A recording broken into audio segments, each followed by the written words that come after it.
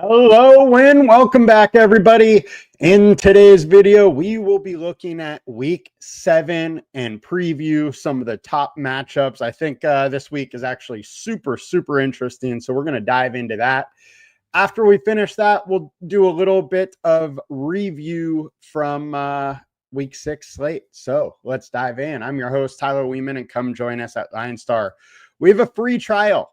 Go to the App Store, go to the website, get that free trial. You can get 7 days free if you've never tried us out before. It gives you access to all the sports we cover on all the platforms, iOS, Android, website. You get it all one low price, or the free trial, $7. Now, let's get into it.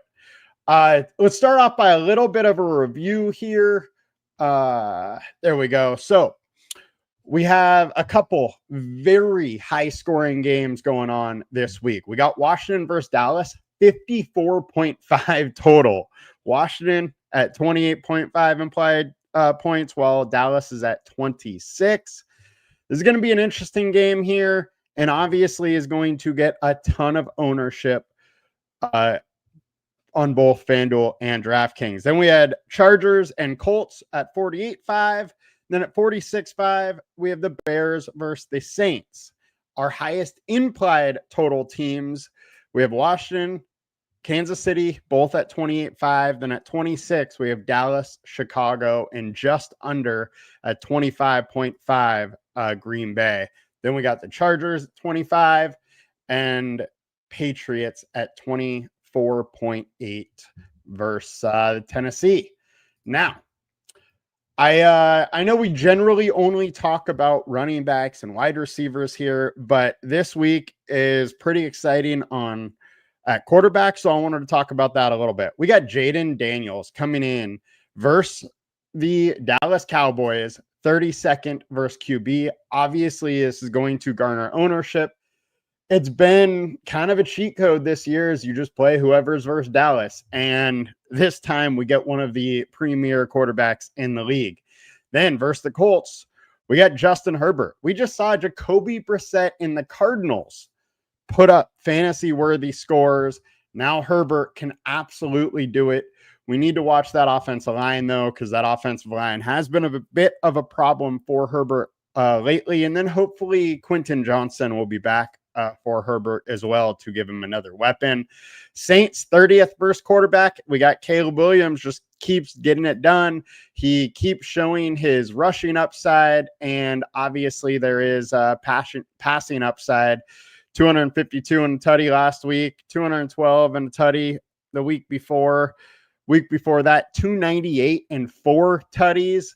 I think Caleb in what is likely the fastest game of the week is obviously going to be interesting. And then we have Miami, 27th versus QB and Dylan Gabriel, and 26th versus QB Dak Prescott. So many different ways to go at quarterback this week. It could be very fun.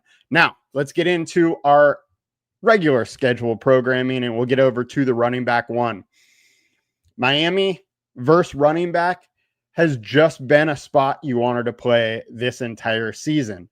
Kamini Vidal just went absolutely nuts in this spot versus Miami last week, in a spot where we really didn't know how many points he was going to be putting up or how much he was going to play. It was said that Haskins would be the one. Ended up being Vidal. 18 carries, 124 yards, a touchdown, another 14 yards receiving. My man had a day. Dowdle the week before went nuts. Hall did well. Cook did well. I mean, Stevenson had his best game of the year. This just continues to be a spot you want to pick on. And we now have Judkins that has shown the ability to rush very well. I think it's a great spot for him. Tennessee is 31st versus RB1, and we have Ramondre Stevenson here. Now, Ramondre last week had his highest snap share that he's had the entire season. He played 72% of the snaps. The issue? 13 carries for 18 yards, 1 target, no receptions, obviously no yards then. Now, this is a better spot here. We have them giving up 114 yards per game, 1.5 touchdowns. Opponent rank is 29. I do wonder, however, with how bad Stevenson has been and, just inefficient he's been on the ground, and with the fumbling problems, if finally maybe the Henderson door is open a little bit. It's a big question mark, though. We thought it would be open this week, and it really wasn't. We had Stevenson play 72% of the snaps, and Henderson was down at 30%. He has been right around 30% the whole time. So it could just be Stevenson's stronghold on this spot. Whoever is going to get work in this spot, though, it is a premier matchup. Next, we got Dallas, 30th versus RB1, and we got Bill, Ja'Cory, Krosky, Merritt stepping in. Now, we did see Bill get his highest snap count of the year. He played 66% of the snaps versus Chicago last night. Unfortunately, he did fumble twice. Once was really his fault. The second one, not really. It was a bad, Jaden Daniels was already kind of fumbling it before trying to hand it off to Bill. So I don't think we can credit that one to him truly, but the other one was absolutely his fault. And that is the only thing that is keeping Chris Rodriguez and Jeremy McNichols in the rotation. If coaching staff doesn't really care about that, we have an amazing matchup for Bill in a very high scoring game. You got to be a little bit interested in Bill, with the Cowboys over the last 4 giving up 124 yards per game and 0.5 touchdowns, 31st in the league. On the season, they're 30th in the league. It's a tremendous spot for Bill, and we've seen him be able to have these huge outlier ceiling type performances. So he obviously carries some interest. Then we got Jonathan Taylor, 29th versus RB1 is the Chargers. We know who JT is. We don't need to go super in depth in this spot, but this is an obvious play JT spot. Now his pricing is getting up there. The man just keeps getting it done. He's 8,800 on DraftKings. Let's see what it is on Fanduel as well. I know it's going to be high, probably the highest on the slate. He is still 10K on Fanduel.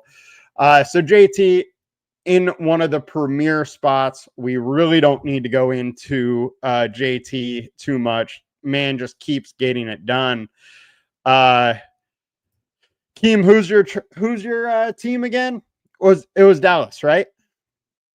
But yes, that Dallas D has been horrible. And thank you guys for showing up as always. Appreciate you coming in. Please make sure to like, comment, subscribe, do all that stuff. It just keeps the lights on here. Really, it helps push our channel growth, what then allows us to give more and more away for free. Now we got Jordan Mason, 27th versus RB1 is the Philadelphia Eagles. Now, one aspect here is they've been without Jalen Carter for a couple weeks this year.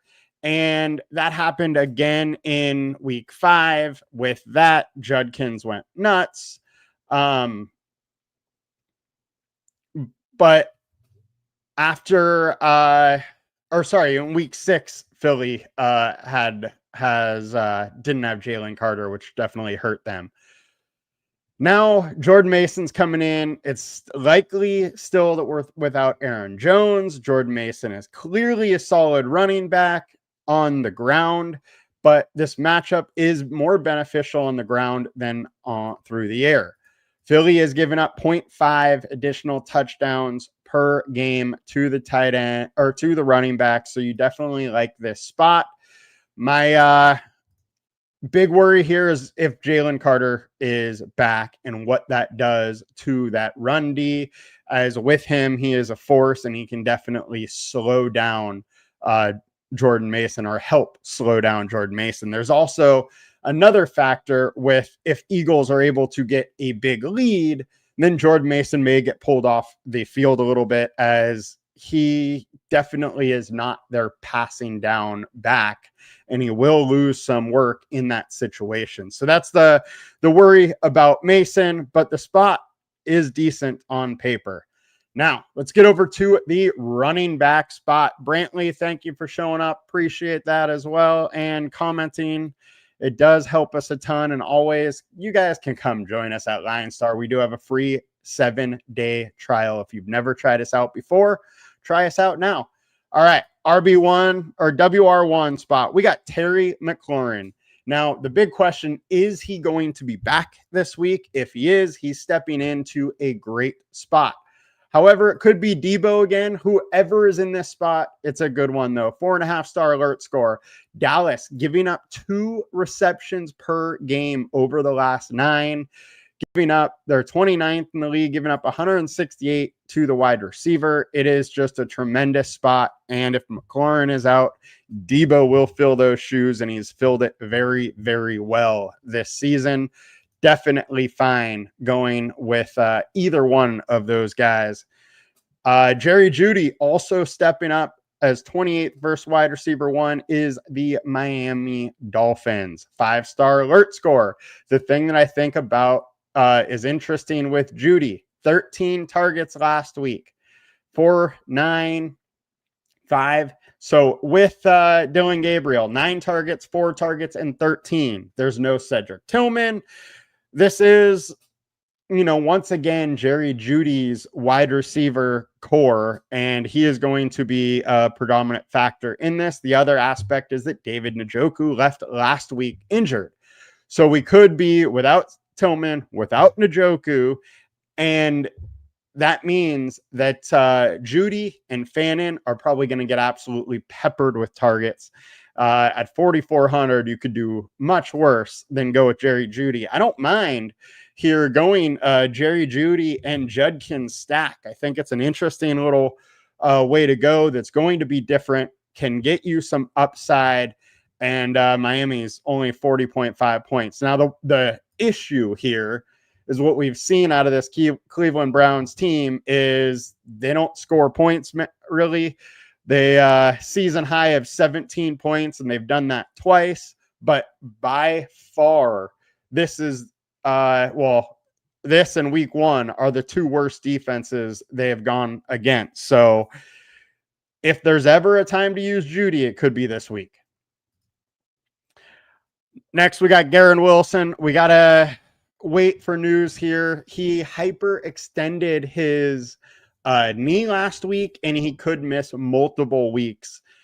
It's probably doubtful he plays this week. Josh Reynolds would be the de facto number 1.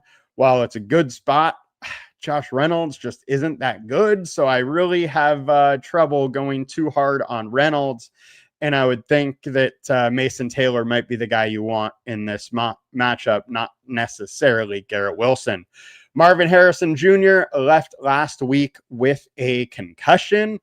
Green Bay Packers 26th versus wide receiver 1. It would be an interesting spot if Harrison goes. The only issue is the Packers D has been solid and, limits teams scoring. They are at least allowing 1 touchdown per game to the wide receiver, and they've been 22nd on the year. So Marvin Harrison carries some interest, but if he can't go, then it's going to be Michael Wilson and Zay Jones as the very dusty receiver core there against a great D. And 24th versus wide receiver 1, we got the Washington Commanders in CD Lamb.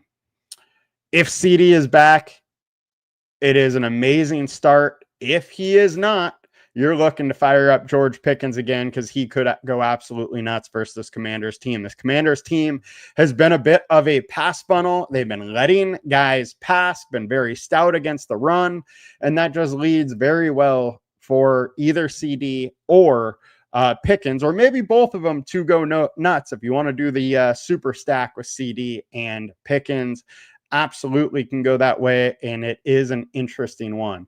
Now, if we check over to WR2, Denver has given it up to WR2 a bit. Now, this is a spot that's really mixed up because the Giants, without Neighbors and Slayton last week, went to little Jordan Humphreys as their WR2. That was not expected. They raised him from the practice squad, and by all means, he would be jumping in this spot. I, however, would expect Slayton to be back this week, and if he is in an interesting matchup here, as Wan'Dale Robinson is likely going to be covered by Patrick Surtain. Green Bay Packers popping up versus Michael Wilson. Look, with no Marv, there's going to be some targets to Zay Jones, Michael Wilson, but McBride is the likely big winner there. Saints versus Roma Azunze. And unfortunately, DJ Moore got hurt last night. And we're not really sure the extent, but Rome should get heavily targeted this week versus the Saints. And then the wide receiver 2 spot is likely Zacchaeus, with Luther Burden playing a little bit more. So it's going to be a very interesting spot for these Bears wide receivers, as you can use a lot of them. And Giants popping up versus wide receiver 2, as well as Chicago and Raheed Shaheed. Now, that kind of wraps it up for our breakdown as far as the top wide receivers and running backs. And now let's get into last week a little bit. Yes, Keem, hit that like button. Absolutely appreciate it. Brando, what is going on, my man? Thank you for showing up. And now let's get into a little bit of review action. Get over to the perfect lineup on FanDuel. And we had Drake May. We had Vidal, Rico Dowdle, Butte, JSN, George Pickens, Trey McBride, Devon Achane, and the Raiders. Vidal and Butte here are the only real surprising ones. Outside of those two, everybody in the industry was kind of talking about all these other guys or the projections like them. And, that showed up. You just needed to go Vidal over Haskins. You needed to go Butte over Diggs, who was super popular. And the perfect lineup was there, staring in your face. Used all the salary. 234.94 was that score. And then the winning lineup went to Aardvark 111. They had a Darnold JSN stack. No Jacksonville bring back. They did have Michael Mayer and Raiders tight end to defense stack. Rashad White was in there. Pickens, McConkey, Dowdle, Achane, a lot of the same names. And really, this is one that you could definitely do on your own. There's enough. There's correlation without it, or all throughout it. The running back to opposing wide receiver in both spots, actually. So Devon Achane, Ladd McConkey, Dowdle, Pickens. Then you had the tight end and defense stack. You just had a one-off of White, and that's what it was. Quarterback was correlation with Darnold and JSN. Ton of correlation with the lineup, just not as big of a cute quarterback stack as we generally see. But the game was 20-12, so you didn't necessarily need it, and Darnold was just cheap enough that he fit. Now, Aardvark won by, a little over 6 points, and to Joe Adam Adamo, who had a very interesting stack here with Jones and JT. So it's not the normal thing you would see here, but he pulled it off. Then they had Achane and Rico, McConkey, Achane combo right there. I do think it was very interesting that they had Cup kind of in here and no JSN. And that's really where they went wrong. They had the one solo of Cup, and JSN's the one that did all the damage. I know he's way more expensive, so he would have had to change some things there, and really come off JT would have been the go-to there. And let's check out what we got for third place here. Third place, we got a Herbert McConkey with Achan bring back. We had Bourne with White bring back. We had Pickens and Dowdle. So really very similar, and just mixed up the quarterbacks, and no JSN in this one either. So really that's what separated the Aardvark, is that he had a 7,400 quarterback. So of these three, he had the cheapest quarterback, and then was able to fit in Achan there, which totally changed it. Boo Orns went the Prescott way with Pickens, Dowdle bring back.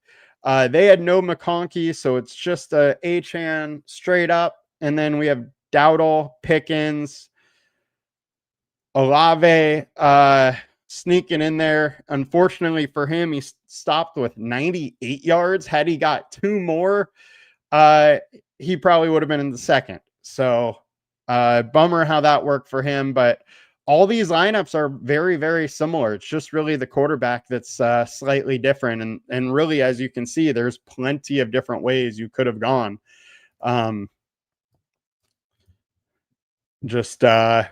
Prescott's 8K, so 600 more than Darnold, and just made him go a little bit different to not get it. Now let's get over to FanDuel DraftKings. Let's check out lineups over here. I do kind of like going over the DraftKings lineups more. My one big issue with FanDuel, and I have to play FanDuel here in Oregon because they took away DraftKings. But my one thing that is that I hate about FanDuel is the quarterback pricing is also close.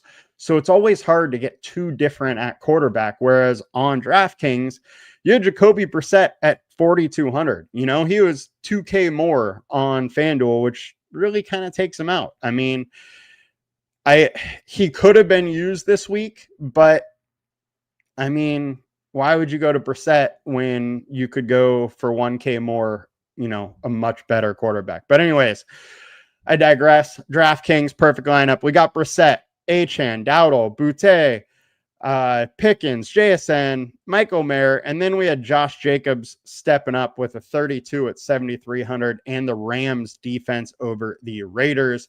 And then the winning lineup went to Browntown. They had May and Boutte stack. No bring back, had Jacobs, Kyron Williams, JSN, Pickens, Mayer, Boutte, Dowdle, and the Colts D. Only got 4 from the Colts D, but hey, it was enough. They won $1 million, won by 3 points to Not My Money, who had Flacco unstacked, but Flacco is only 4K, and so you got a 4K quarterback. He's got to do a little something to be there. So I would have liked to see a stack here, but he probably played it the right way, because Chase probably wouldn't have got him there, got to second at least, nor would have Higgins. And then he had CMC, Vidal, JSN, Pickens, Downs, and Warren. So a little Indy stack with Dowdle and Raiders D. Let's check out Aaron Costa with third place, who had Bryce Young and Tet McMillan and Dowdle. So Dowdle, Tet, and a quarterback. Bring back a Pickens. Then they had Jacobs, McConkey with McBride / Warren combo. So went two tight end here, and Raiders D to round it all out. Might as well take a look at Noel Scott too. Another Jacoby and Meyer or McBride. No Indy run back. White, Dowdle, Jacobs as the running backs, and JSN and Cup, which is an interesting way to go. Pretty much gets all those Darnold points without having Darnold, and we're moved down to 4,200.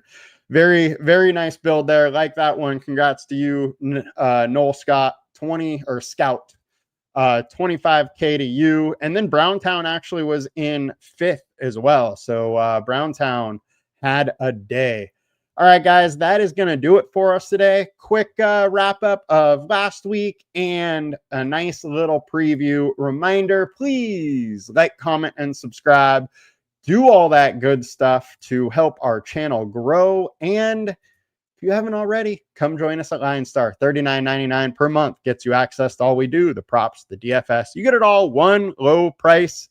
And for those that have never tried us out,